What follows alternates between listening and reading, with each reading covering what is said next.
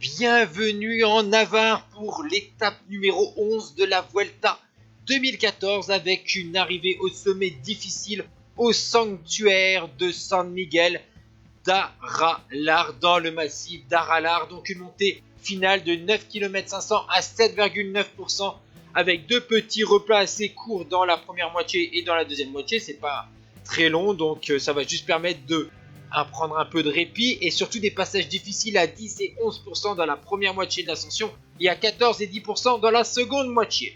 Et on voit que dès le début de cette montée finale, les équipiers de Christopher Froome, alors que leur leader est en dernière position dans le groupe des favoris, il s'agit d'un gros travail de Dario Cataldo.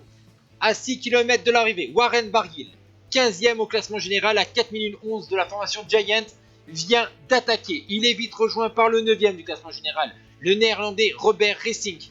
Mais le Batave va vite distancer le coureur français pour se retrouver seul à l'avant de la course. Derrière, on voit que Wilco Kelderman, de SAR 31 et Christopher Froome ont un peu de mal, tandis que Caruso de la Cannondale, lui, s'accroche aussi.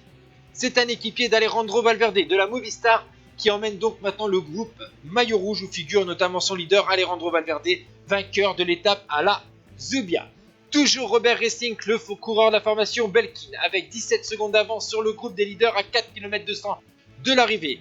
Dans un passage à 9% maintenant, on voit que Alberto Contador porte le maillot rouge depuis le contre-la-montre de la Borja. Je vous rappelle qu'en 2014, Contador avait remporté Tirreno et le Tour du Pays Basque.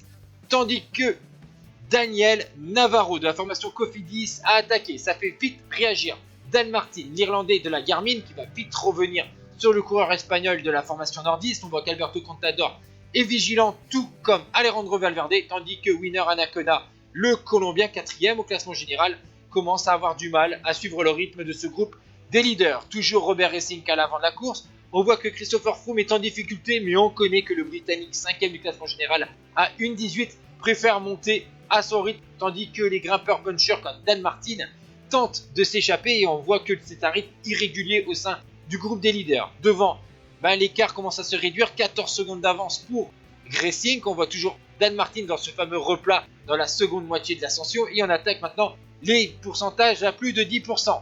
Caruso a du mal à s'accrocher au groupe des favoris. On voit que maintenant on a Contador, on a Froome bien sûr qui est revenu et qui prend la tête de ce groupe. Il y a deux Katusha, Dani Moreno et Joaquim Rodriguez.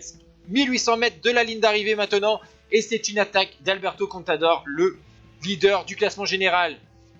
Leader du classement par points, Valverde lui ne lâche pas le sillage du favori de cette Vuelta, tandis qu'on voit que Samuel Sanchez, le leader de la BMC, a du mal. Dan Martin est toujours là entre le néerlandais à l'avant de la course, mais c'est surtout une attaque d'un jeune italien de la formation Astana, Fabio Aru. Ils vont revenir sur Dan Martin grâce à cette attaque du troisième du dernier Giro d'Italia, 24 ans. Ils vont même revenir maintenant sur le néerlandais Robert Geesink à 1 km 200 de l'arrivée.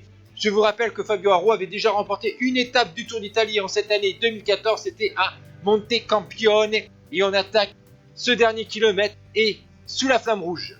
Fabio Aru tente sa chance une deuxième fois, le jeune italien, 24 ans je vous rappelle, tente sa chance derrière. On ne réagit pas tout de suite puisqu'il n'est pas forcément hyper dangereux au classement général, contrairement à un Froome, un Valverde ou à un Purito. Et on voit donc que l'italien a son style particulier et s'accroche. 8 secondes d'avance pour Aru sur le groupe des leaders.